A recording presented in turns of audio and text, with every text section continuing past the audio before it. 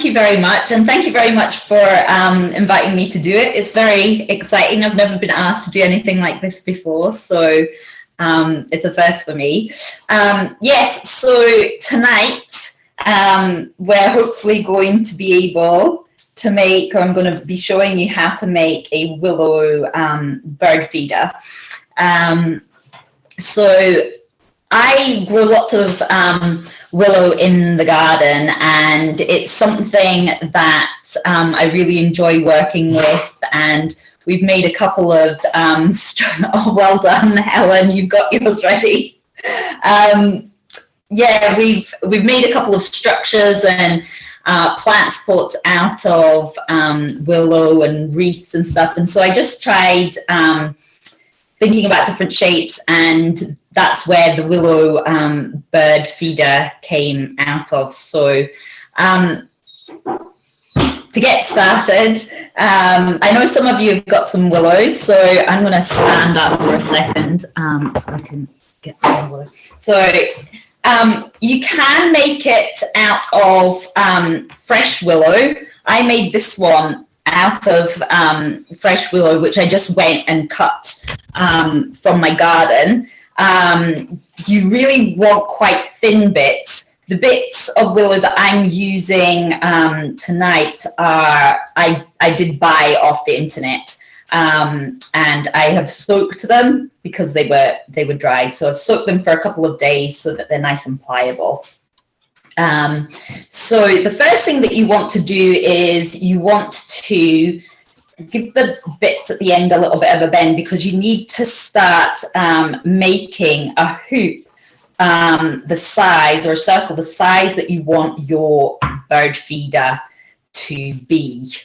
Okay, and so how I do that, I just sort of get it to the sort of size that I'm looking for, and then wrap the ends around, giving them a little bend so it stays in quite a nice circular shape like that. You'll find if you're doing it with fresh willow, there's not as much bend in it, so that's why this one was so much bigger, because there wasn't as much bend, obviously, in the willow. The circles had to be bigger. So you might find that if you're using fresh willow or any other type of pliable sticks that you can get in your garden. So you need to make 3 or 4 of those.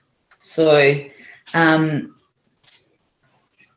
done a little bit of a Blue Peter. Here's one I made earlier. But how's everybody getting on with making the circle? Was that easy enough? Do you have any questions about that part? Because that's pretty much the trickiest part of the whole thing, is making that part. If you've done that, you're set. Right. Yeah, it looks as if you're doing well with that, I think. Yeah. Well, give them well done, that's good. Yeah. Excellent. Okay.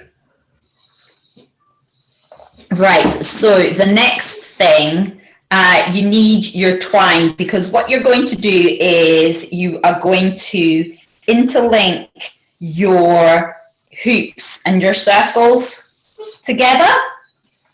So I'm just going to cut a little bit of twine, and I use quite a long section, especially for these first little bits, because any other little bits of willow that you're weaving in and out and you want to maybe tie down that don't really stay in, it's quite handy just to have an extra bit of twine in there that you can use. So sorry, I'm going to have to put that on my lap.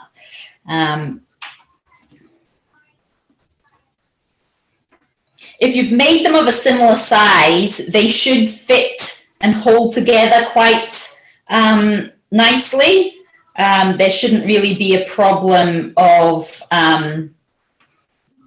making them fit. So I would definitely recommend trying to make them of a similar size, and I'm just tying it in a knot, a basic knot, to secure it. So I like to tie it at the top and then the bottom as well, so you've got that sort of shape.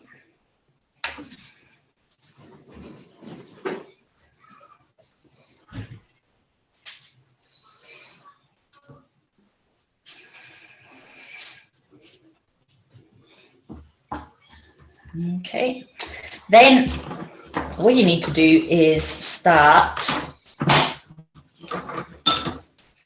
You can slot another one in through the middle and tie that in as well, using the same bit of twine. That's why it was quite good to make it nice and long.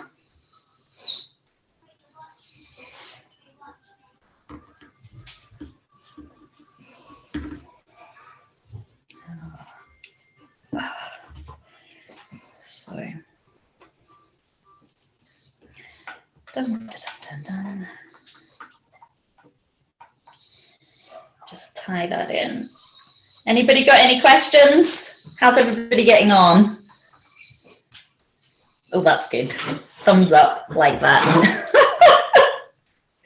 So we've got 3 little hoops joined together like that.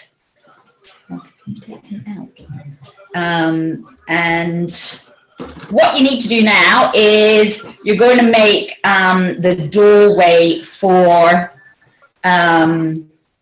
your bird feeder. Now I'm only going to make one doorway tonight, but if you want to make on this one, I made a smaller little hole as well, so you could actually put as many little doorways in as you like.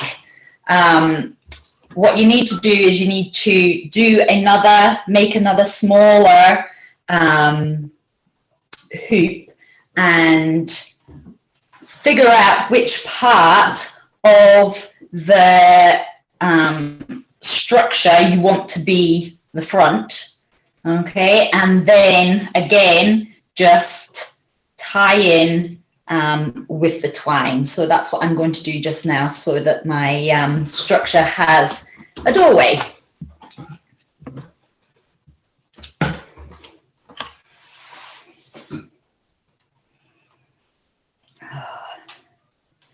So here we go. I don't know whether you're aware, but Malcolm and I were very excited because this year we were named as judges and People's Choice of Gardeners World Magazine competition. So we were the winners of that. And so we've been very excited about our garden, and I think it's given us a wee bit of confidence of that we are actually gardeners and not just people shoving things in the ground and hoping for the best. So it's really nice. It was really nice to get that. Malcolm, my husband, was like, put the trophy up. So I don't know whether you can see it. It's up. Well done. Thank you. That's absolutely wonderful. Well done, you, Lizzie. Thank you. What did it involve? What did you have to do? Well, we had to, at the start of lockdown, I decided to take some photographs of the garden because I watch Gardener's World, and I read the magazine every so often, and I'd seen that they had a competition for amateurs. You know, take photos of your garden, send them in, and you could win this amazing prize. So I was like, oh well, we'll just have a little go at that. because our garden was actually wasteland when we bought it off the council 5 years ago. It was full of brambles. Like the brambles were about 6 feet tall and really, really thick. Oh, Miranda's got a question. Oh, sorry. Sorry, can I just ask, I'm a bit lost as to what I'm doing with the door now. Where The door. I'm just tying that into, I've got my 3. You've got your 3 tied together. You then just need to figure out which part or the 2 bits. So it's almost like a sphere now, and you want to attach your doorway to 2 of that outer. Right, okay, yeah. Does that make sense? Yeah, that's fine. I'll do that. Yeah. Okay. Sorry. No, it's good. I'm glad you that's good. I like that. I like questions. I'm used to primary 1s to 4s asking me questions constantly. So people sitting and listening to me so well, I'm not used to. So yeah, so the garden, I took photos, and we didn't hear about anything for ages, and then they phoned us up, and my husband thought it was a cold caller and had said, and had hung up on them a couple of times. And then I got an email saying, "Is this mobile number correct? Because we can't get through to you. We would like to speak to you about your garden." So yeah, someone phoned us up and told us we had got into the final, which was just absolutely incredible. Anyway, so for the next bit, so you've got your doorway. The next bit, what I like to do is to add a little bit more strength to the structure. I want to put another hoop, okay, or half a hoop. I join it. I'm going to join it to the front door, okay, at the very top. I'm going to stick it through, just for now, I'm going to stick it through 2 of the little bits of willow that are interlocking. So, and I'm going to tie that in at the top.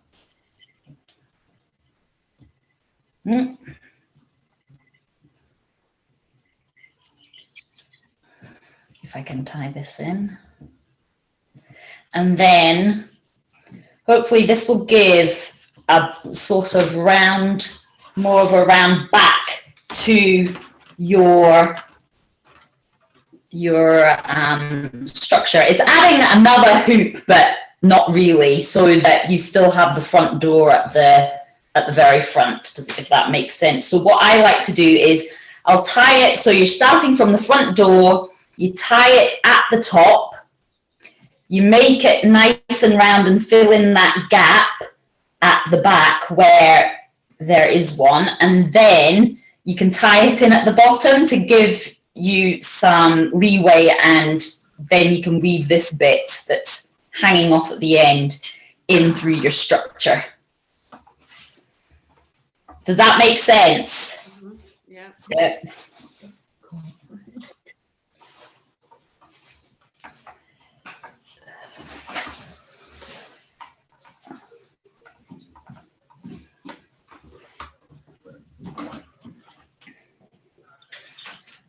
I've got that bit.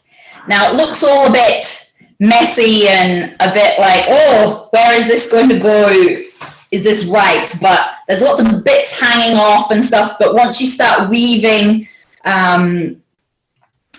willow through it, the structure really starts to take hold. As long as you remember where your front door is, that's my one and only tip that I would give you. Remember where you put your front door so that you don't cover that up.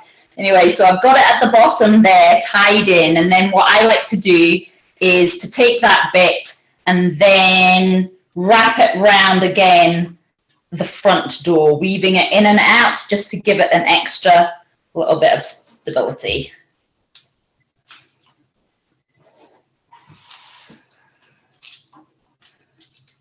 and be very careful, because when I first made it, the willow is so whippy, and you whip yourself in the face like without realizing it, and it stings so badly.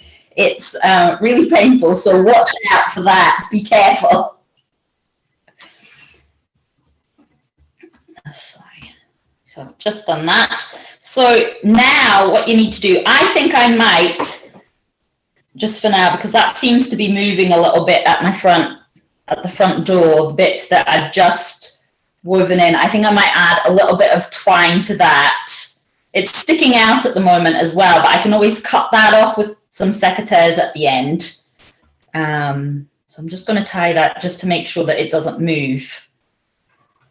And then comes the fun part. I think what I'll do as well is bend another one.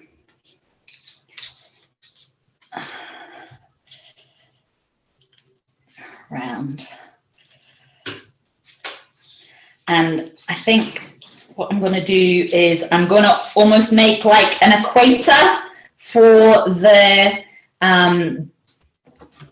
bird feeder, but not filling in obviously the front door. So try and find a little in where you can stick the willow end in, hopefully. Doesn't matter if it sticks right through, as long as it's secure. And then what I think I'm going to do is I'm going to tie it right the way around that way.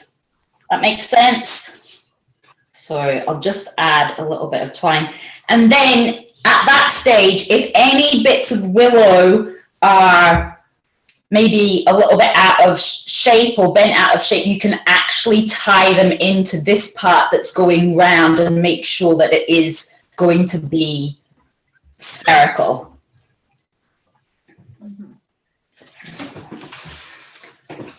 So, yeah, a longer piece of twine.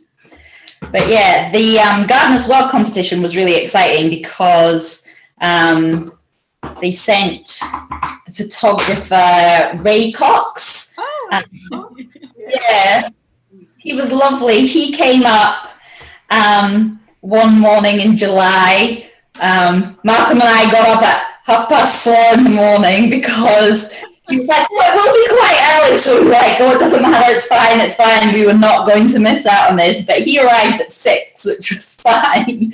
So we've been up for a while. But it was all worth it. It was all worth it. He was lovely.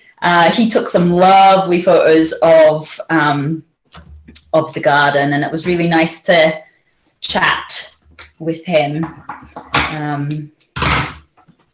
And he seemed really quite, he was very complimentary about the garden, which was nice. He was, apparently his garden is on a slope, a very steep slope, and he was like, oh, I'll need to put some terraces into my garden, and I think they've worked out well. So Malcolm was happy, Malcolm was chuffed that Ray had said that. So I'm just tying it in here.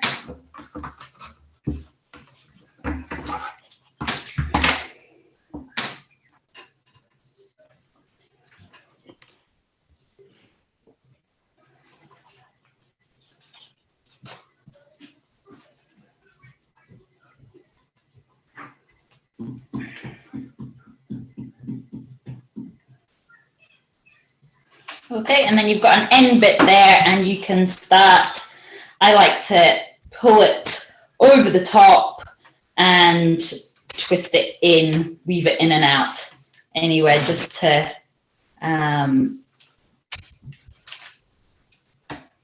make it a nice shape, really. And then what you need to do is just, the willow is quite good because you can be quite forceful with it. If it's not looking the way you want it to, you can sort of bend it back into shape. It's quite forgiving in that way. So you might think at the moment, oh my goodness, that's not going to be anything. that I want to hang up in my garden, but once we get weaving, it'll start to take shape. So really what you're doing is just going from, what I like to do is go from one end of the structure to the other. So I'm filling in a lot of the big holes first. It's really not in and out weaving, so to speak. So you're not trying to get a tight little pattern like basket weaving or anything like that. That's not going to be possible. Well, I'm sure it is, but I don't have the skill level to do that. But so it's more rustic. My one's rustic and lovely to hang, and the birds will love it. So yeah. So what you want to do is, if you want to tie it in at the bottom, or you can't find anywhere to stick the end in, you can just tie it to a bit of willow where you want to start. So just start here. I'm going to stand up now though, because it is much easier and you won't whip yourself in the face. So I'm going to move this a little bit. So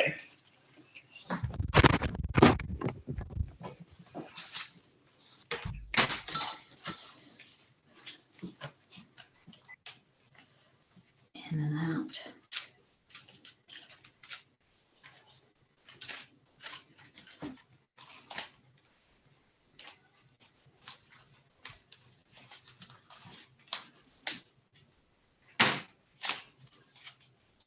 Round and round.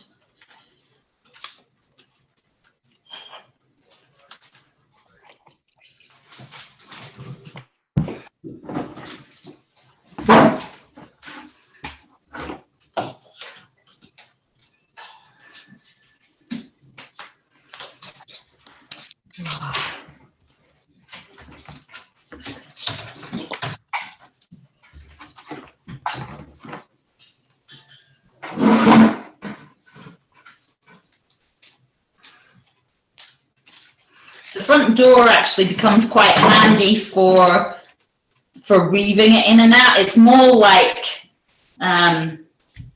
almost threading a needle, almost like, I don't know, darning something, or it's not a precise, you don't have to worry too much about whether it's looking very pretty or anything.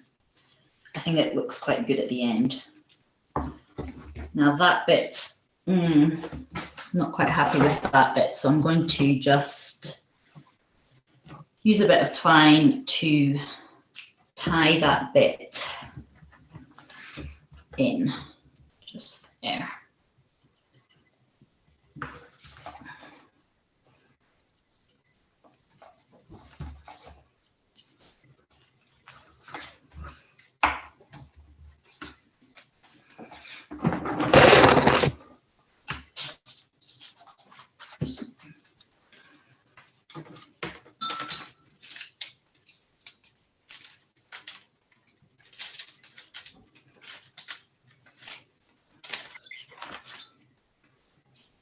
How's everyone getting on? Does anyone have any questions?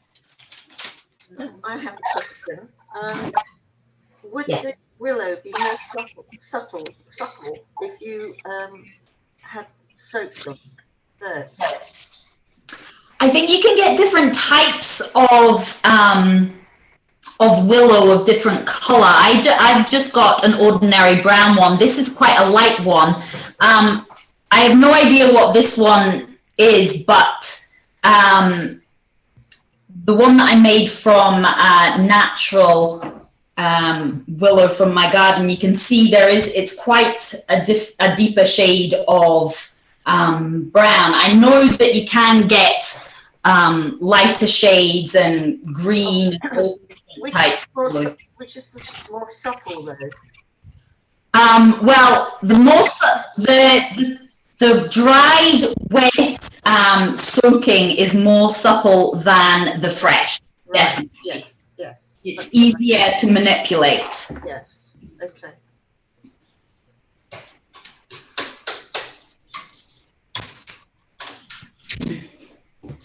you wanted to use fresh willow from your garden,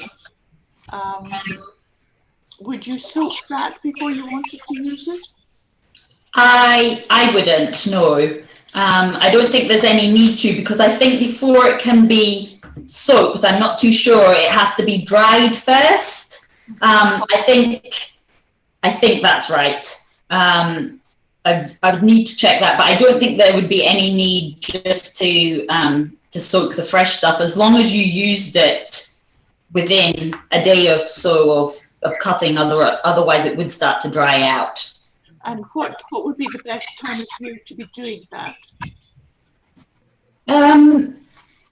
Well, I personally do it when my willow needs pruning. So it's more a case of when I want to prune my willow, it just gets chopped, sort of thing. But I know that the parts that I foraged, the council always come and cut them down in October, so for pruning, and that's actually where I go and cut it down on the forage parts, then really nice and straight. The prune stuff that has been pruned every year grows lovely and straight. You'll see it in hedgerows and things, that the bits that have come and been cut by councils or things like that. They're the best ones because they're so much more supple and you don't have any little twigs sticking out of them. It's really just a willow rod. Okay.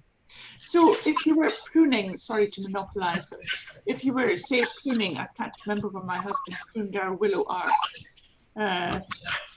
probably later than he should have done in August or September. If we kept those prunings and they dried off, they could be used, but you would need to soak them again. Yes, I think they could be, yes. Yeah. The ones that are they dried using any specific techniques or just naturally? I don't know, because I bought them off the internet. I don't know. I think they were just dried naturally. I think they're just, because they've come from a willow farm, they're just all cut and then dried up in massive piles, like almost like hay is dried. And yeah. Okay, thank you. Sorry, that probably wasn't very helpful. No, it's perfectly helpful. Just mute myself again.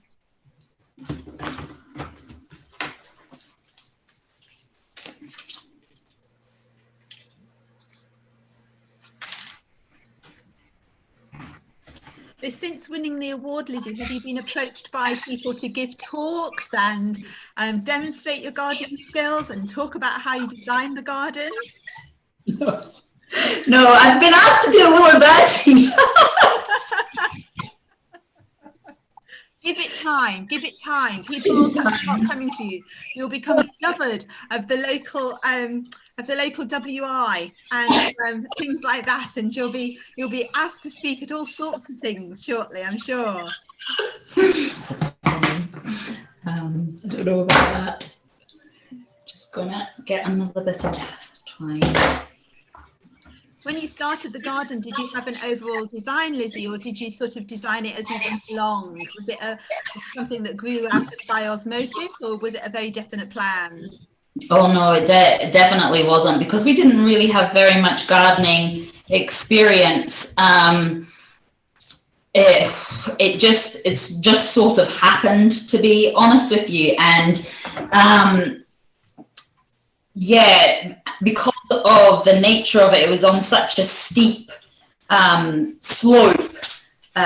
We very quickly realized that we would need to put terracing in, because I took all the grass, like some of the grass and the brambles off, and started to plant things. But of course, it's such a steep hillside, it started to slip down, and yeah, that was just a disaster. So we then started putting terraces in, and started planting things. So the garden actually isn't completely finished. We've probably done about a third of it. And Yeah, the garden really just tells us what it wants, really, because we sometimes go in thinking, oh, that would be really nice to do if we could do it. So we try, and normally it gets changed along the way. But that's very good. It's really good to take your cues from the land itself, I think, really, and to listen to that. I know Georgina, who has a marathon in Angus and in Argyll, rather. That's very much how she gardens. She's got quite a garden that's it's quite high, but it's also in a valley. And so she has very particular gardening needs, and she always says that what she does is she really listens to the garden and tries to plant what the garden likes, and if it doesn't, if it doesn't like it and it doesn't grow, she just doesn't worry about it, and she'll just leave it and move on to something else, and the garden has grown up like that. It's really spectacular. You probably have a lot to chat to her about, Lizzie, if you spoke to her. Oh, wow, that sounds amazing. Yeah, I think definitely living so close to the sea, the garden does let you know what types of plants that it likes or will survive in it. I mean, the guy who interviewed us for Garden as well, just he was laughing when he interviewed me, because he said, I said, a lovely neighbour very generously gave us a hosta. Now, the bank that we have has very sandy soil and is in full sun, and I quite narrowly planted it on the hillside, and it didn't really like it. So Malcolm and I definitely have learnt what works in our garden, what doesn't. So yeah. Where is your garden, Lizzie? It's in Buckie. We live in Buckie, which is in Moray. It looks out onto the Moray Firth coast line. So it's lovely, but very, very exposed at times, very windy. But no, we've managed to, the plants that we've planted have survived, which is lovely, and most of them are thriving, which is good. We need to improve the soil a lot because it is so sandy. So we've managed to make friends with a local farmer who gives us lots of horse manure, which is really good. So we go and get the rotted down horse manure and mulch the garden, which is great. But our garden is definitely a summer garden. It looks very, very brown at the moment. I suppose because we're teachers, the time that we are in the garden is the summer, so we planted things that we could enjoy in the summer. But of course, since the magazine came out, the magazine came out in November, the November issue, which was in October, announcing that, we were the garden of the year, and all these people in Buckie started to walk up the public steps by our garden to see our garden. There was this one gentleman. We have a shed at the very, very bottom of the garden, which we just put in during lockdown. But the very bottom of the garden, where the steps start, that part of the garden hasn't been touched at all. It's got the shed and that's it. And so it's just a grassy bank. So this old man, he didn't know that I was there, and he just sort of looked up as if to say, "This is what I've come to see." I almost put my head out and said, "It gets better further up, you need to keep walking." But just the look on his face, I was like, oh gosh, I hope people come back in summer and see that it is actually nice. But no, everybody has been very complimentary, which has been nice in the community. They've all said, "Oh, you've done such a lovely job. It was so horrible with all the brambles." And yeah, people are really delighted because you can see it when you drive past on the coastal road. If you look up, the bank is so steep you can actually see the garden. Oh, really? Wow. Yeah. So.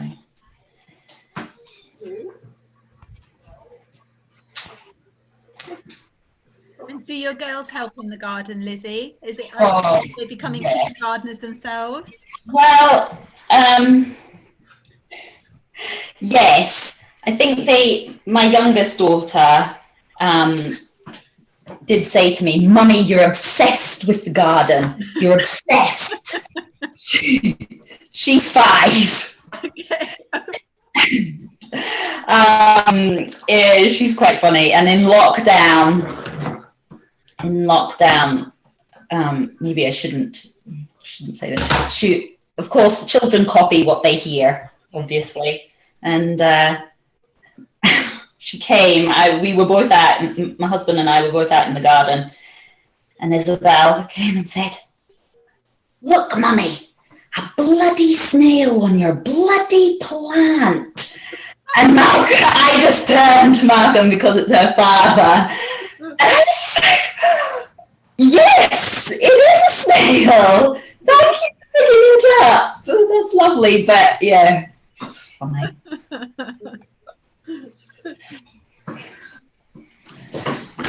But no, they like to garden. They like to plant seeds and watch them grow. We've just got a greenhouse, so they this year actually, it was another addition during lockdown. We managed to grow some vegetables for the first time, because being up here, you just can't really. Well, we hadn't been very successful at growing any vegetables, let's just say. But we grew cucumbers, and I started off pumpkins, and the pumpkins grew really big. We managed to get pumpkins for Halloween, which was lovely. So I didn't have to buy any pumpkins this year, and the girls painted them and decorated them, which they loved. But no, it's amazing how much they pick up from the little bits that you do in the garden, because I was presented one afternoon after working in the garden with like a glass of water with borage in it, and lavender and mint and a couple of alpine strawberries, and they were just so chuffed, and I was like, "Oh, well done, you've managed to pick all the edible plants out of the garden." That is, you are listening to what I'm saying. That's Which fantastic. it's lovely, yeah. Lizzie, can you hold up your structure so that we can see how you're getting on? Please? Yes, no problem. I'm just trying to camera. shape. So here it is. It's starting to take shape. The more you weave into it, the better it looks. I have to say, I was a little bit worried for a wee while, but it does all come into shape. You need to just try and fill in the gaps.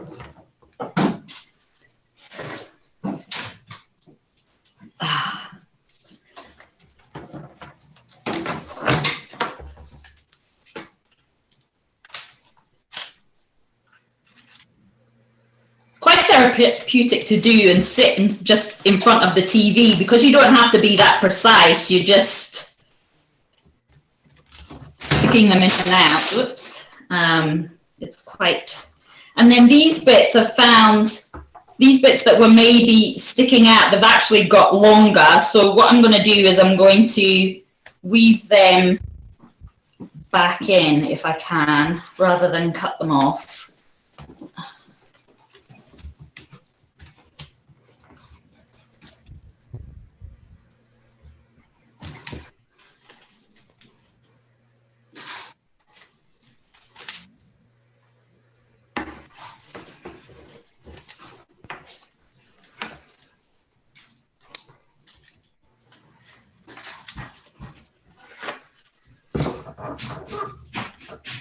what are other people's gardens like? I love hearing about other people's gardens. Give me some ideas. What should I be growing? You open your garden, Lizzie. Pardon? You open your garden. I'm sorry, I didn't hear that again. Do you open your garden? Oh, we're going to open it this year for the first time, which is lovely. Yeah. In summer. Good. Yeah, that's exciting. We're excited about that. Good. Yeah. A couple of lovely people who open up their garden in Murray came over and gave us a few helpful tips. Do you all open your gardens or? Well, I don't open mine. I used to when I was in Ayrshire. Uh-huh. And I was privacy, and I had a lovely garden in Largs. Oh, yes. Yes. Roseanne was my district organiser. All right, okay. But no, I have a small garden. It's a wildlife garden. Oh, lovely. That's why I really wanted to visit it. I have a lot of squirrels. Squirrels. Yes. Oh. So I'm wondering if they will play in that. They'll have a great time. They'll play hide and seek. Red squirrels, I hope. Red squirrels? No, grey. I'm in Glasgow. Very grey. Yes. They're cute though. They're very cute. Oh, They yeah. are. They're plain. They're very cute. Yes. Yes. Oh, our garden was supposed to be open in last June as part of the Dundee and Angus Garden Trail, but of course everything ground to a halt. Yeah. We're looking forward to June next year when we will be. That's Good. I think we all are. Yeah. I mean, I think in retrospect, we could probably have gone ahead with opening because, you know, you're outside and in gardens and it's not going to be so very busy, not so very many people visiting at the same time, but there we are. We didn't know that at the time. No.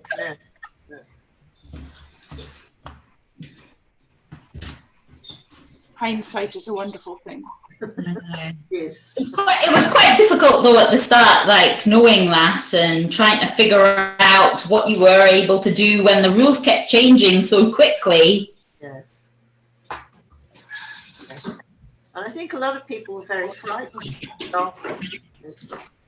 You know, whereas now we've grown into it a bit and we're getting more used to it. And by next summer, I'm sure, you know, it'll be fine. Yeah.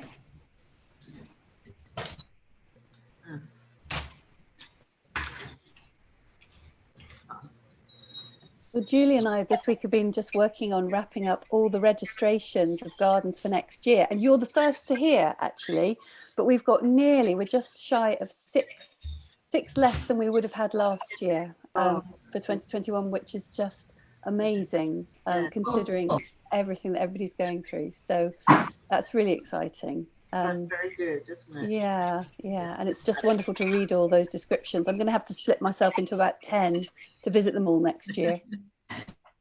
Yes. I think we've all been working so hard in our garden this year that we're more prepared to expose them to the public. Yeah.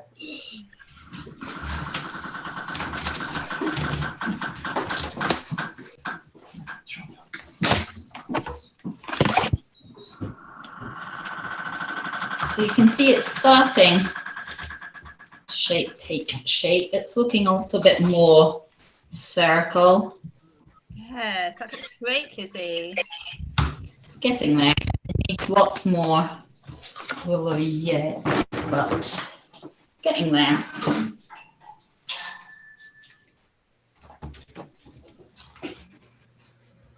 So, what type of birds do people have in their garden? What was that? Sorry. What type of birds do people have in their garden, in your gardens? Oh, well, I'm in the city, so I suppose, you know, the common birds that you get. But when I was in Laos, I used to get lots and lots of beautiful birds and woodpeckers. Woodpeckers. Oh. Yes. Oh, that would be amazing. Nuts. Yeah, they're really, really good. However, I don't get anything like that in Glasgow. What sort of food do you put in that bird feeder then? I have started making my own bird cakes. So I use porridge oats, uncooked porridge oats.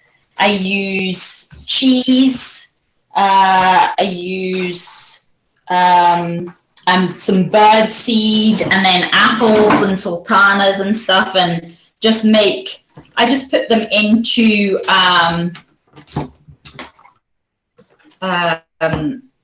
cupcake cases, muffin cases, and then I put them in the fridge to set, mix them with lard, and the birds seem to really like them. Mm-hmm. So you don't get a problem with squirrels? no, we don't have, no. Oh. We've had a badger in our garden, but no squirrel.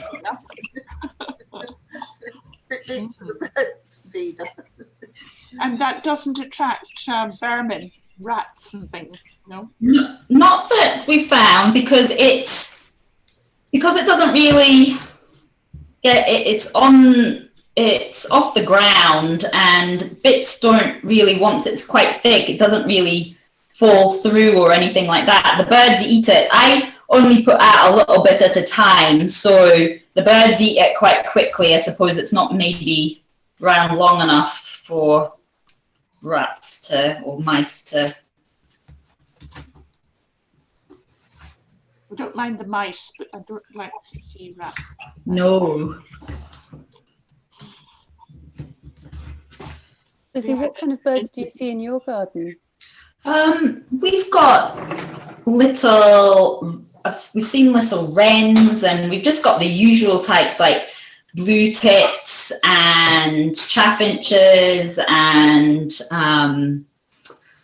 starlings and things like that, but nothing really exotic of any sort. But the girls like watching the blue tits and the little colourful ones, robins. They get very excited when they see a robin.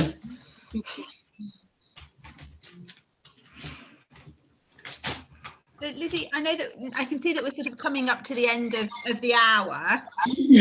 So what sort of, obviously you need to keep doing this for quite some time until you've got it fairly bulked and covered. You can sort of see just now, it's pretty much, I would probably spend maybe another 10 minutes weaving willow through it, but I quite like the openness of that you can see light through it, and it's not that dense or completely covered in. Yes. I quite like the openness of it. Yes. But yes, that's the sort of thing that you're looking for. And so what is there something that you would need to do to finish that off, and sort of any final things that we need to do? I would just make sure that any bits that you don't like, so there's a little bit there, if I can't force it in somewhere, I would just chop it off. And then just to make it look a bit more aesthetically pleasing, really. And all you need to do is hand twine from where you would like it. Yeah. That's absolutely great. Lovely. I can see that that's going to look spectacular when it's finished, Lizzie. When you've got all the extra bits. Got all the bits on, yes. Absolutely, absolutely. Has anybody got any questions for Lizzie before we sort of finish up for the evening? What's the website where you got the willow whips from? Good question. That is a good question. I'm not too sure, but I can find out what company it was and give it to Julia for you if you would be interested. That's great. Yes, if Lizzie sends that information to me, I can send it out to all the participants. No problem. Roughly how many willows would you need? Just to get an idea. I would say 100 sticks would be, you'd get maybe 2 bird feeders out of. Especially, it depends really how long. These bits of willow that I've got are about 6 foot. So they are quite long. So depending on the length of them, it will depend on how many you will need to use, I would say. Right, thank you. Sorry, that's a bit vague as well. Is there another, if you can't get hold of willow, is there something else that you can use that's as pliable? I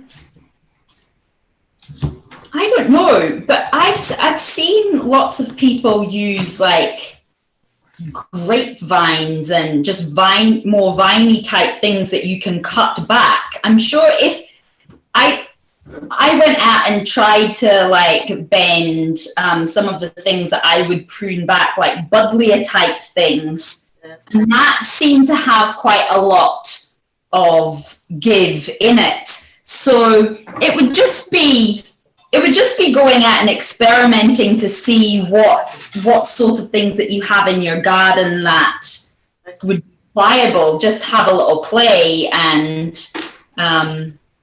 just see. I was wondering about dogwood or something, and then you get some nice colours with it as well. Oh, that would be nice, yeah. And Lizzie, I did read somewhere that you were planning to make a giant one of these for your children to hide in.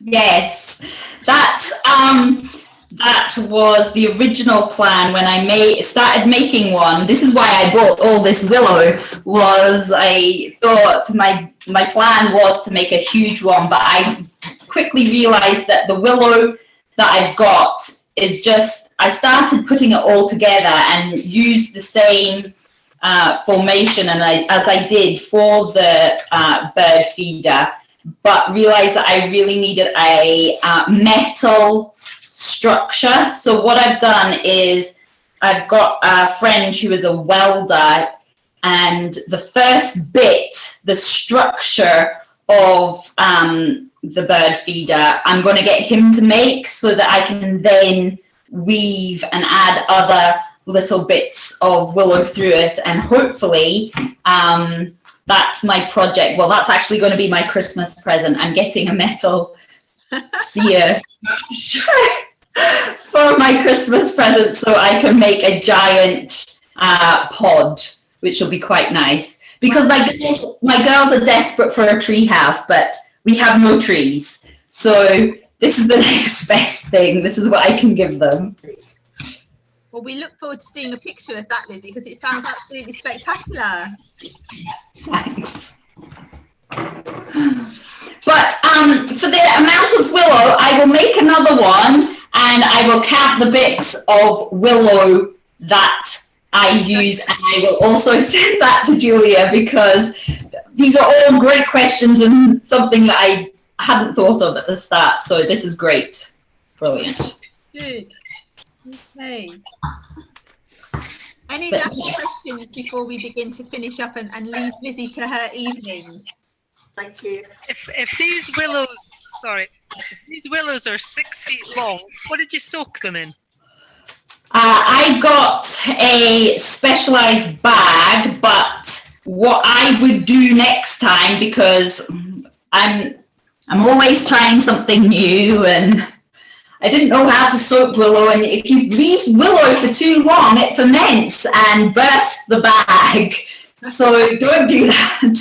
So what I'm going to do is next time, I'm just going to get a tarpaulin and make sort of like a little bath almost in the garden. So I'll put bricks around and hopefully make some sort of little area where I can just, it doesn't need to be deep or anything like that. It doesn't have to be even totally submerged. Just if you've got a thin layer, you can even do it in the bath if you would like to.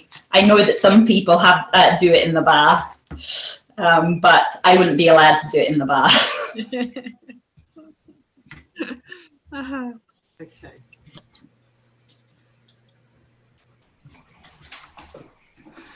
So can you give us a final look, Lizzie? Yes, no problem. So that's it. Lovely. That's There. fantastic. Yeah. And I think if I just chopped off those bits. I saw a picture on Instagram where you had fairy lights in it, and it just looked amazing. Oh yeah, that was my disco balls my garden disco balls I made, and I made those by just interlocking them. I did 4 interlocking and then 1 round the outside, and then wrapped wire fairy lights round and hang them from my doorway, which they look really good actually. That's fantastic. They sound That's a beautiful. lovely idea. Yeah, a really lovely idea. Right. Well, so yeah, I hope you've enjoyed it. That's the willow pole. I would probably just add a few more bits, but probably not much more. It looks, in the photo, it doesn't look great, but in real life, oh, that's looking really good. Who's that, Helen? That's looking lovely. Well done. Yeah, they look really lovely hanging from the trees, especially if you have a couple of them. Yes, I bet they do. I can imagine that. Yeah. Well, just Lizzie, a huge thank you from us. It's been a fascinating evening, and we'd love to watch you do that, and love to hear about your garden. I can see, Lizzie, that you're going to become a firm favourite, and we're going to be coming back and asking you to do more lovely creative things for us. Oh, I would love to. Next time, a garden disco ball. That's fantastic. So again, a huge thank you, and lots of clapping, everybody, for Lizzie. Thank you very much. Thank you. So I hope everybody has a lovely evening, and we will get this recording up on YouTube, and we'll send you a link to access it so you can look at it again and get any hints and tips from it that you want to. But thank you so much, everybody, for joining us this evening. It's been really lovely to see everybody, and a great pleasure to have you, Lizzie. I personally can't wait to come and see your garden next year. It will be top of my list. Come, everybody come. Everybody come, we'll all go, a group visit. Visit, bring your bird feeders. Get in for free. Okay, well, thank you very much, everybody, and have a lovely evening. Take care now. Bye-bye. Bye. Bye.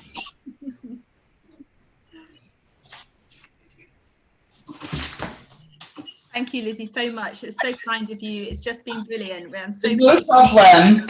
I hope it was okay. It was absolutely perfect. Thank you. It was brilliant.